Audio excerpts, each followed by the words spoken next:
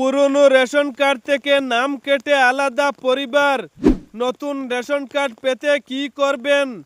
বর্তমান সময়ে অনেকেই আলাদা পরিবার গঠন করার পর নতুন রেশন কার্ড করতে চান, কিন্তু কিভাবে পুরনো কার্ড থেকে নাম কেটে নতুন রেশন কার্ড করা যায় তা নিয়ে অনেকের মধ্যে রয়েছে বিভ্রান্তি।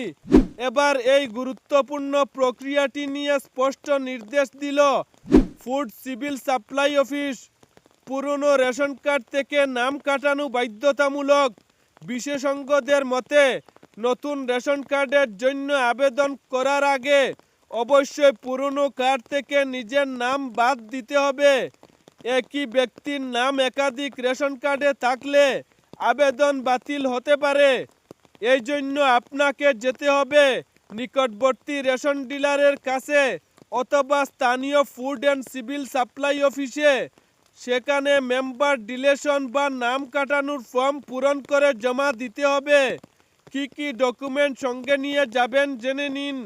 আধার কার্ড, পুরনো রেশন কার্ডের কপি, পরিবারের প্রধানের সম্মতিপত্র, প্রয়োজন হলে ঠিকানার প্রমাণ বা বিবাহের সার্টিফিকেট। যাচাইয়ের পর সাধারণত 7 থেকে 15 দিনের মধ্যে নাম বাদ দেওয়া হয়। নতুন রেশন কার্ডের জন্য আবেদন কীরকম করবেন? নাম কাটা হয়ে গেলে আপনি আলাদা পরিবার হিসাবে নতুন রেশন কার্ডের জন্য আবেদন করতে পারবেন। অনলাইনে এনএফএসএ পোর্টাল অথবা অফলাইনে সাপ্লাই অফিসে, স্থানীয় রেশন অফিস, পঞ্চায়েত বা পৌরসভায়।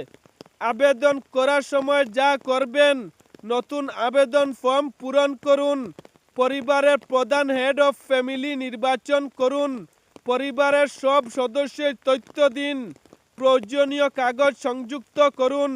নতুন কার্ডের জন্য প্রয়োজনীয় document: Aadhaar card, voter I card, ঠিকানার প্রমাণ, পাসপোর্ট সাইজ ছবি, নাম কাটার প্রমাণপত্র। কড়া যাচাইয়ের পর মিলবে অনুমোদন। আবেদন জমা দেওয়ার পর সংশ্লিষ্ট দপ্তর থেকে যাচাই করা হবে। অনেক ক্ষেত্রে বাড়িতে গিয়ে তথ্য যাচাই করা হয়। বড় সতর্কবার্তা: একসাথে 2 রেশন কার্ডে নাম রাখা যাবে না। ভুল তথ্য দিলে আবেদন বাতিল হতে পারে। আধার লিঙ্ক না থাকলে সমস্যা হতে পারে।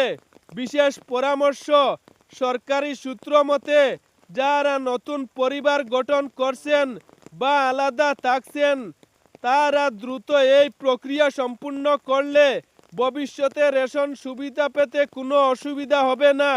এই রকম আরও বিশেষ জরুরি সুখবর দেখতে আমাদের চ্যানেলটি ফলো করে রাখুন।